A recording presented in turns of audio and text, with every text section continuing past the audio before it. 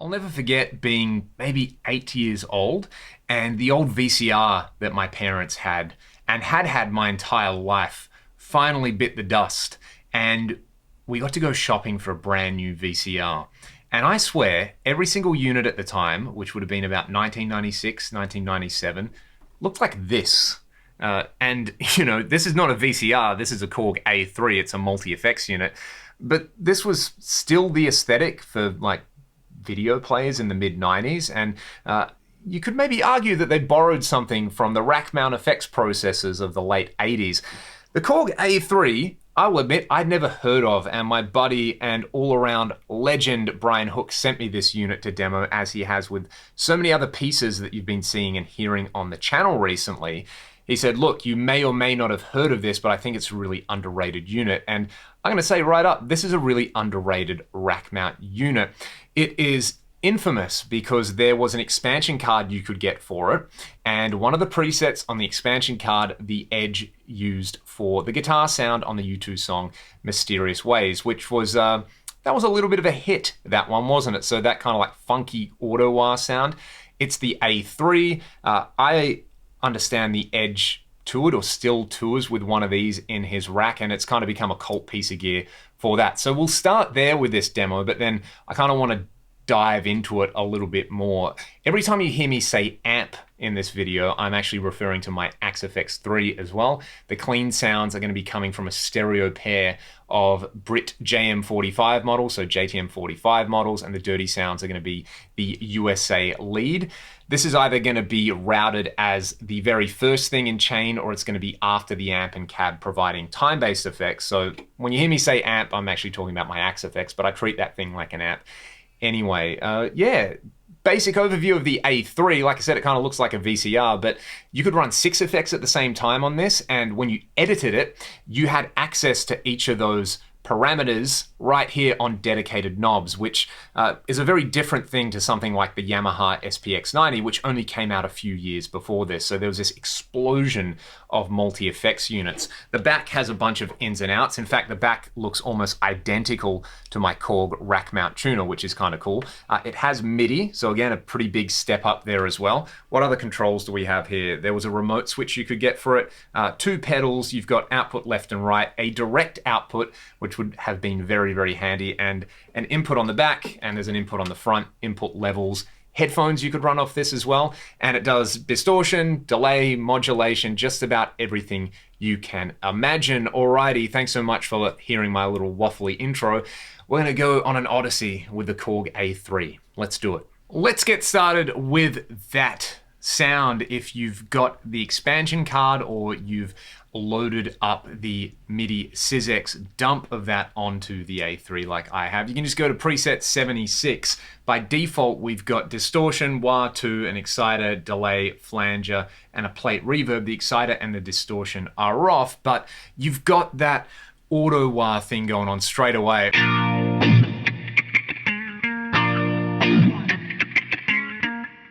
And then you put the distortion on, and it's pretty close to that Mysterious Ways sound.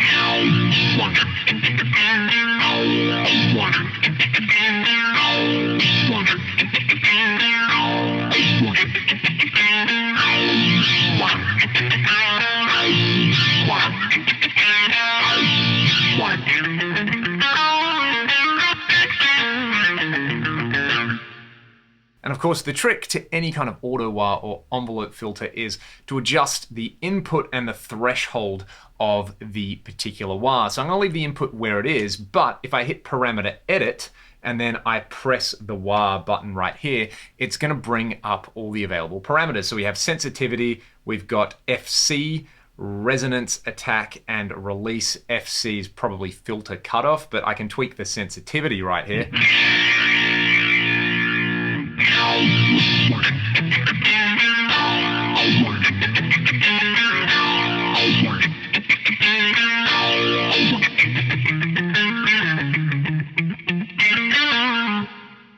And of course the attack and the release. So if you're looking to get an A3 just because you love U2 and you want to get that Mysterious Ways sound, that's pretty much how you do it. The expansion cards are really hard to find, so I would say if you're going to order one of these, go ahead and order it with a MIDI to USB cable so that you can load up a software SysX program, find the the card dump, which I'll actually put a link to in the video description if you want to do that so that you can grab it. Then you can load it up, preset 76, there you go, you've got your thing. But this does a whole lot more, so I'm gonna not press parameter edit, and I'm gonna go to preset number 1. So these are the expansion card presets. When I got this, it didn't have any of the expansion card stuff loaded up, and I'll be honest, I was pretty underwhelmed. The distortions didn't sound very good. A lot of the effects were just the delays are really good, but it's way better with the expansion card stuff loaded in. So basically what you have is a bunch of extra effects chains. So they're like preset effects chains. If you use this, you can cycle through them. You can see normally it's like 1 to 20, but now these are all, so you got distortion, exciter, stereo delay, ensemble there, a couple of, I'm not gonna sit here and read them all out, but this preset number 1, the tube overdrive thing doesn't sound that bad.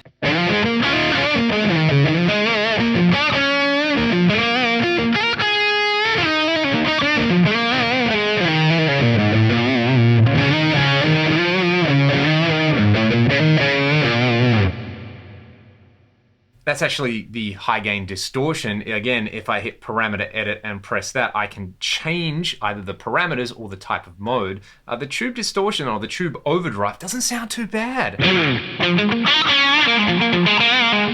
What I will do is disable that big hall reverb. I'm going to turn the exciter off as well, so we can just hear the overdrive. Don't forget, this is a digital unit from the late 80s.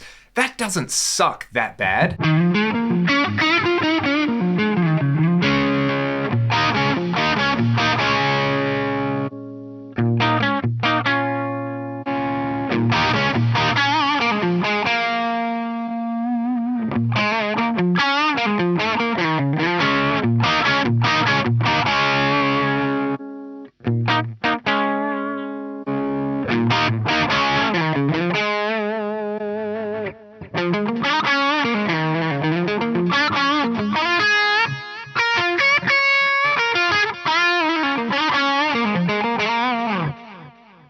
That's kind of a sweet lower gain overdrive. I have played pedals that cost more than this entire unit that only try to do that overdrive sound that probably sound about that good. So as you can see, you have these different, I guess, algorithms in here. Let's kind of tweak that. And this interface, I'm not going to say it's the worst interface I've ever used on a rack unit. I do want to give it some credit. You could run 6 effects at the same time. It has MIDI, single rack space. It was the late 80s. The SPX90 had only come out a couple of years earlier. But we've moved a long way from this. So anyway, I'm just going to bring up one of these A algorithms in here. So what do we got here? We've got distortion, excited, delay, chorus. I'm going to show off some of the multi-tap delays, maybe the stereo delay as well, and the ensemble sound, because that's really cool. This one's interesting here. So we have distortion, we've got the exciter. I'm going to turn those two off. We've got, I'm guessing this is a stereo phaser. Then we've got a multi-tap delay and a stereo delay. Let's get in and edit that stereo delay right there. So this is kind of cool. Let's just hear it as it is.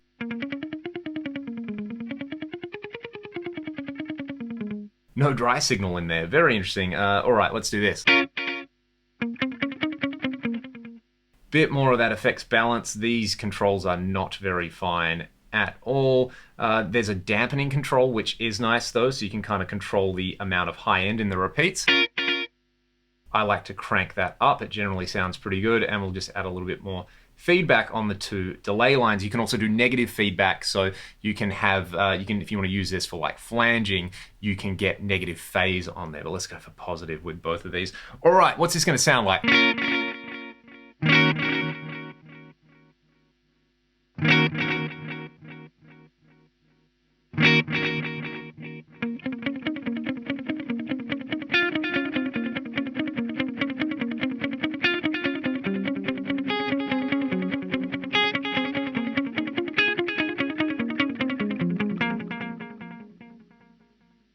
That's a pretty nice delay right there. Let's go and edit some other parameters. I'm going to add some of this distortion in, but what I actually want to do is keep the drive quite low. I like that tube overdrive mode. That sounded pretty good. So let's go low drive. I'll try to keep everything kind of neutral, but I just want to give it like a bit of color.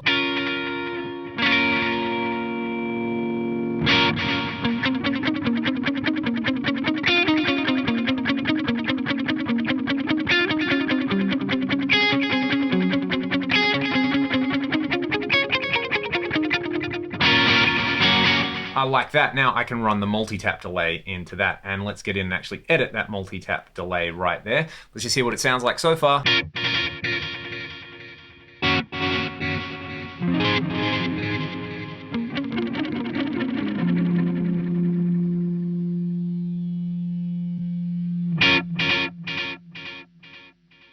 So this is just the multi-tap delay. I quite like that. We're going to hear this in a second with a high gain amp and this in the effects loop, but for now this is all, of course, in front there, so I'm using the built-in distortion, but I don't mind that multi-tap delay in the slightest. There are several different multi-tap modes. I think we've got up to 6. Let's just hear each of those.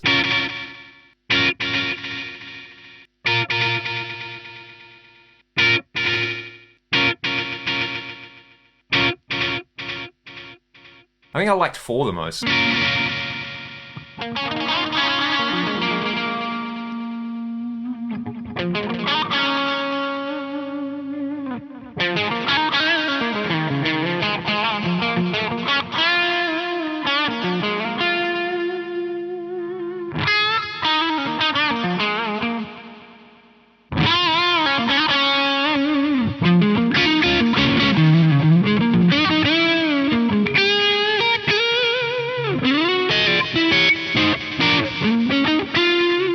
Reiterate, that's digital distortion.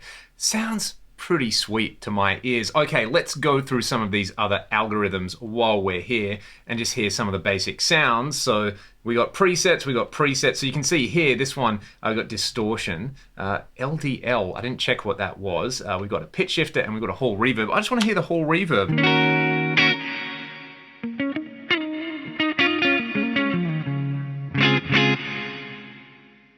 Yeah, that's fine. Can I change that particular type? Look at this. I can have a room. I can have room 2. I can have a plate. Oh, I've skipped forward. Room 2, we've got hall 1. We've got hall 2. Hall 2's nice and rich. We've got a plate right here. And I'm guessing we have plate 2. Cool, so 6 different reverbs.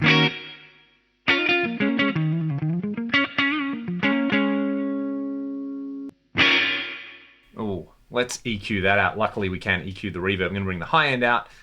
Maybe not so much bass.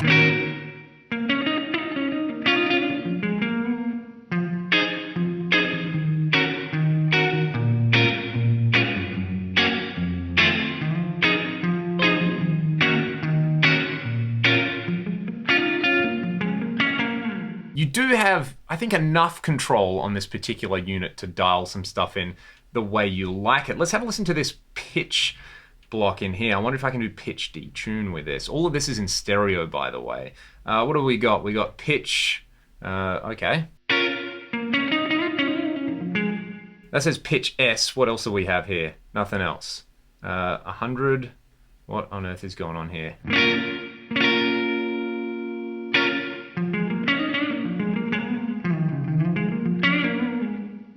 I don't know what's going on there. Let's revisit that in a second. What is LDL? We have, I think it means lead delay.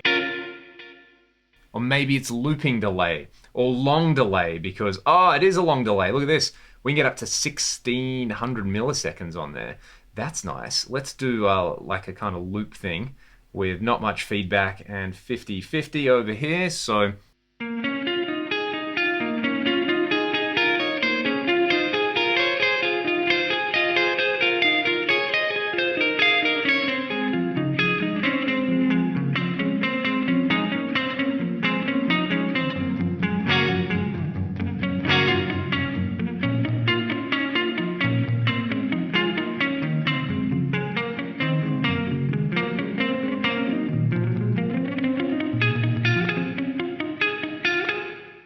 I like that quite a bit.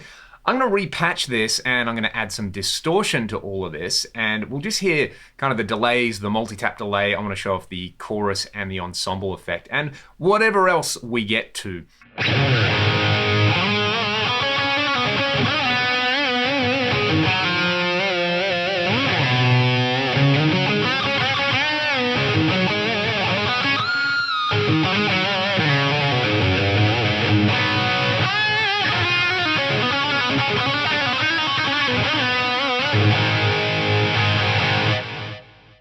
That is the stereo delay on its own. If I crank the damping up, it's going to sound a whole lot smoother and warmer.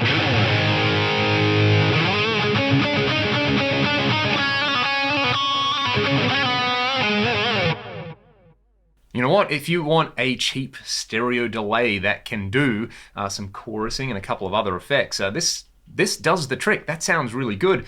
What's really interesting, because of the way I'm running this in its own parallel loop with no dry signal going through it, I can do stuff like this. I can add the compressor in front of the delay. So it's basically going to compress only my delay repeats, which is interesting. Can kind of give them a little bit of a different character going on. So let's go into the compressor. Let's crank the sensitivity up. I'll set the attack quite low, and then I can play around with the level control just to get basically more or less volume out of my repeats.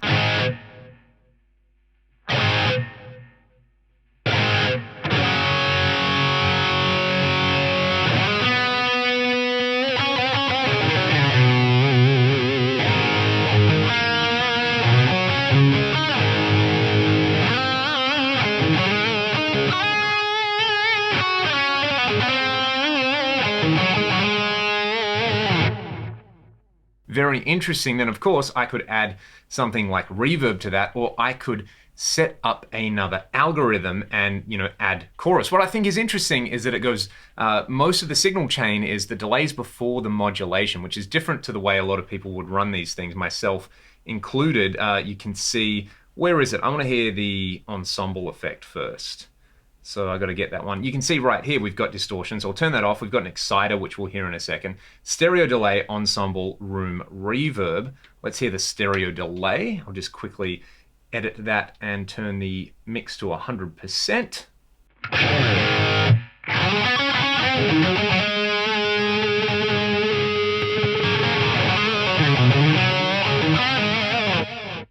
Then I can go in, and if I want, I can add this ensemble effect in there. Let's engage that.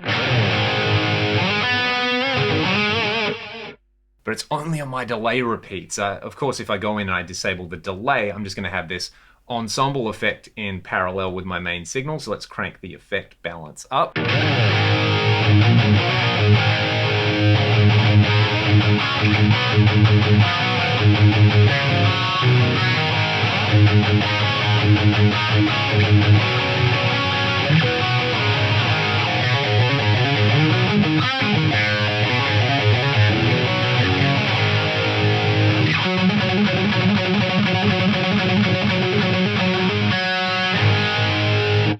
You know what? That sounds pretty good. That's given me some SPX90 symphonic vibe right there. If I bring the speed down a bit, how low does it go?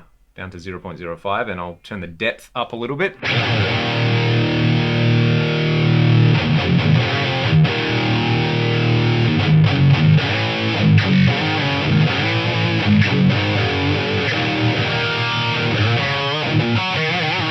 Back to our, what was it, our stereo delay. I'll engage that, and then we'll hear the exciter for a second. That's really, really satisfying with that chorus on there. There is a standalone modulated delay, which we'll hear in just a minute.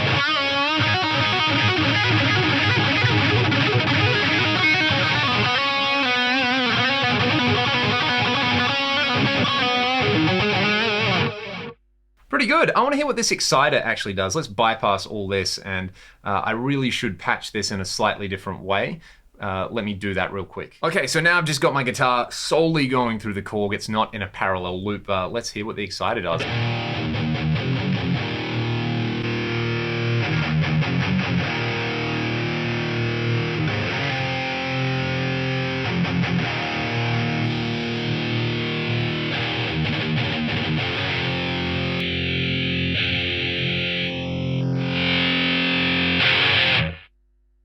I wouldn't say that's exciting, but it's kind of doing something. It kind of reminds me of like a really extreme BBE. Let's just leave the exciter where it is and try out a different algorithm. I want to hear, like I was saying, the mod delay. Okay, this one has mod delay on it. So I'll turn all of these off. I also noticed, like, a lot of these videos, I don't tend to test the phases or the flanges too much, which I really should do more of. So hopefully I'll get to the phaser and flanger on this one. All right, the mod delay, let's hear it. I might swap over to a clean sound as well really quickly. So let's just have a listen to, I'll set the time first. Notice that this doesn't have tap tempo as well, so you kind of got to just set your delay times. Oh, the horror. You can fine tune stuff though, which is nice. Bit of feedback, not massive amounts. Then you can set the speed and the depth. I always like a low speed and a high depth on my modulated delays. Balance all the way. Let's hear this.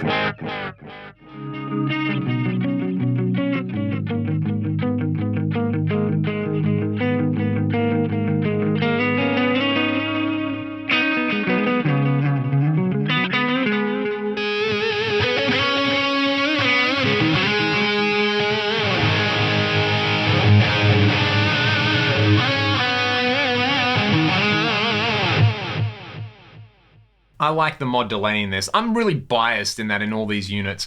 Basically, if it has a decent sounding modulated delay or stereo 2-tap delay or something like that, stereo or 2-tap, and it's got some kind of cool chorus in there, then, you know, it's kind of worth the price of entry. And as we heard earlier, this can do the mysterious wave sound if you're a U2 fan, so it's definitely worth the price of entry for that. Let's try out a few other parameters, or I should say effect chains on here. I want a phaser. Where on earth is the phaser? This is one of the things about this interface. This button is so small and so fine. Ugh. Pitch, which is kind of cool. Can I do pitch detune? I was talking about that earlier. Let's bring this one up. Comp off, exciter off. Did not like the exciter too much at all. Let's get into this pitch block and have a look at what it does. Nope, just seems like that's what it does. I think it's a pitch detune. Let's just have a listen to it really quick.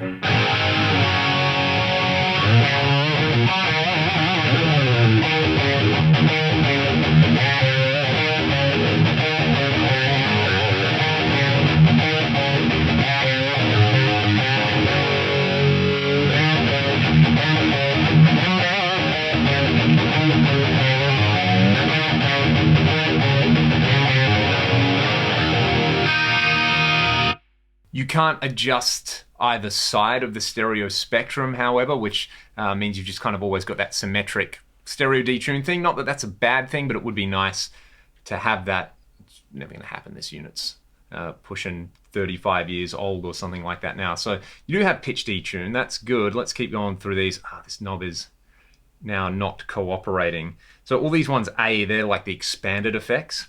What do we got here on 20? We got, let's try this. Have a look at this. We can have compression, EQ, delay, a room reverb, then pitch detune, then pan. I'm going to use all of these things and dial them in one by one. So let's start off, I always start off with delay. Let's hit that right there. How much delay can I have? Ooh, I can have lots of delay. 500 milliseconds is fine, not too much feedback. Lots of damping because I don't want a whole lot of high end in there, and I'll set the balance to 100%.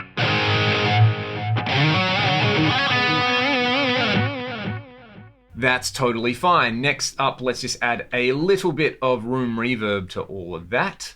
Let's see. Do I want room reverb or do I want hall? Or do I want plate? Plate 2 was all right. No, I want hall 2. That one I liked earlier. Let's make it sound nice and dark, not too much low end. Let's go like 50-50 so I don't drown out my delays completely.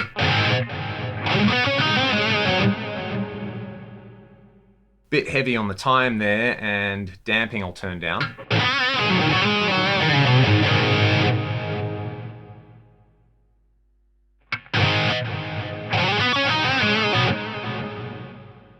Alrighty, that it sounds the way it sounds. I'm not super happy with that, but let's turn this to pitch on. Ooh, this is interesting. What does this one do? Again, there we go. It's just pitch detune. Let's go for about 10.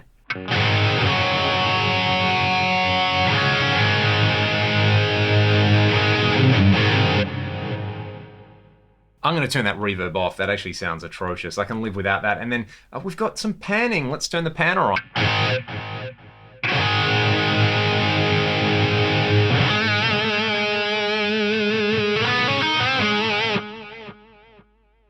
Stuff is moving, albeit rather slowly there. Is there anything else here? No, it just says, oh, maybe it's like a pedal pan or something like that. Right, okay. I don't know what's going on with this. And then if we want, we can EQ the delays. Well, that experiment went really, really well, but sometimes that happens. But like I said, these A algorithms are where the party is absolutely at. So let's just pick in one more of these and maybe dial it in with this particular distorted sound, because if you're like me, you're probably going to use this thing 60% of the time at least on distorted guitars, and the rest of the time you want like a rhythmic delay effect with some chorus. So what do we got? We can have a couple of different options, delay and chorus. I haven't shown off the phaser like I said I was going to do. I'll get to that in a second. A long delay, chorus. Look at this. We can actually have the modulation before the delay. I'm going with this module. The exciter can get in the bin. So we have chorus and we have stereo delay. Let's get the chorus right to start with. I think I'm getting used to actually editing this thing.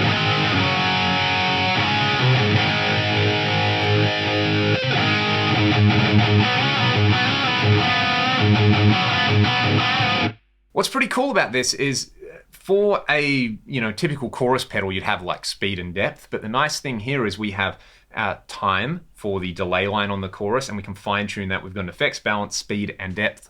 I quite like that chorus sound. I'm stoked with that. Let's go to the stereo delay and tweak that again. You've seen a lot of this stereo delay. Maybe what I'll do is I'll actually just go for like a slightly offset, so like 380 and 400. Let's check our feedback, -50. Let's go +50. Let's damp it and then crank the effects balance. Let's hear this.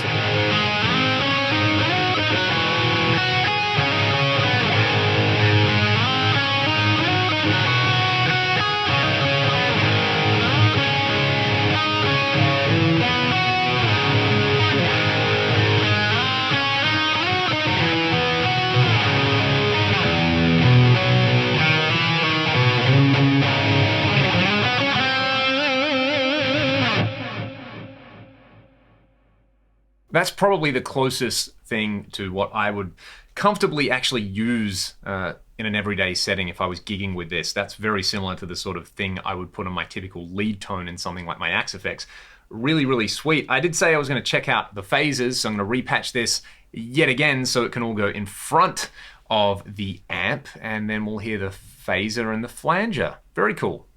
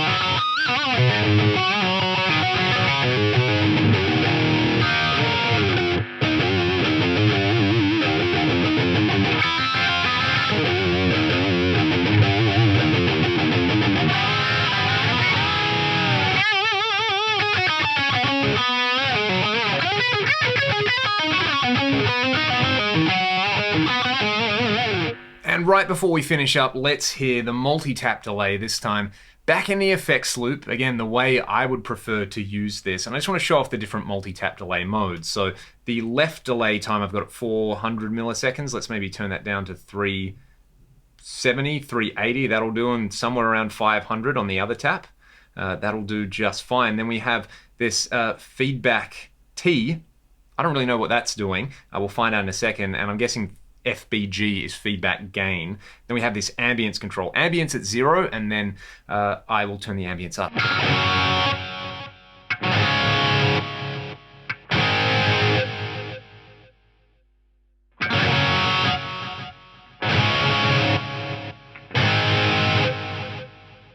So that ambience is spreading everything out. There might be like a little bit of diffusion on there or something like that. That's really, really cool. Let's have a listen to what this FBT thing does. So if I turn that down.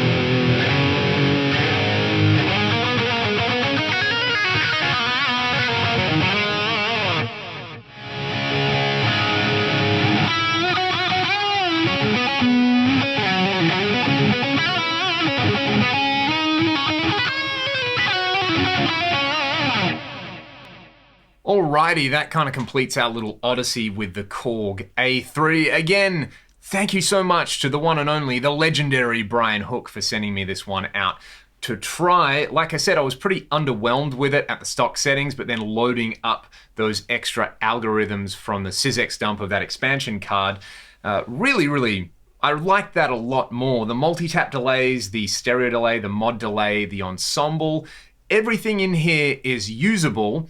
It's like that old saying, you know, when you unbox a VCR or something. You know, I used to hear my parents say it. It's like, you know, lucky we have a 12-year-old around here because they can figure out how to work stuff. This works exactly the same. Once you spend a little bit of time with it, you're like, oh, cool, I can actually edit stuff. There's not that much going on. And I imagine at the time, being able to see all the parameters that are available in a patch and have a dedicated knob for them would have been game-changing. If you watch my Lexicon PCM81 video recently, so much menu scrolling on that thing. It's kind of not 100% clear what's going on. This, if you're on parameter edit and you choose your parameter, you can see all the parameters and you have a knob dedicated to them, or you can turn on and off the things in there. You know, the whole like set effect chain thing is definitely flawed. The whole way it's implemented, I think, is not the greatest thing ever, but it's got a character and there's some really cool sounds in there, especially that auto stuff that we heard right at the beginning of the videos. So if I was going to recommend somebody a unit as their first rack unit, 100% not the Korg A3. It will make you hate rack units so much. These kind of, you know, fiddly little knobs, and it looks like a bad VCR or something like that. And yeah, it's not the most aesthetically pleasing thing. It does sound good. It's a pain to edit. Do not get this if you're looking for your first rack mount effects unit. If you already have a pretty decent rack mount effects unit, say you've got, I don't know, like I said, a PCM81, or you've got an Eclipse, so you've got like one of these high-end units, don't discount the Korg A3. It's not really high-end, but it could be a really cool unit to have in your setup to offset those really high-end sounds. This is full of character and full of kind of weird, unique sounds. You may grow to love it. The more I've used this, the more I've kind of begrudgingly really started to love it as well. If you've got something like an IntelliFX, this would make a nice kind of side-by-side with that, because you could use, you know, kind of the chorusing and the pitch stuff from the IntelliFX, which you can really fine-tune, and then you can use just a straight-up stuff here. Or if you just want an old rack unit to kind of play around with, and you've got a giant pedal board and you're used to tweaking things that aren't necessarily intuitive, this actually might be a fun way to get into the game, whether you do it genuinely or ironically. But yeah, that's the Korg A3. Let me know what you all thought. Thank you all so much for watching the entire video. If you watched the entire video, you're all champions. If you just skimmed it, can't blame you. I'm probably going to skim this while I edit it as well. You're better than me if you watched the whole thing all the way through. Thanks so much again. I'll see you all next time.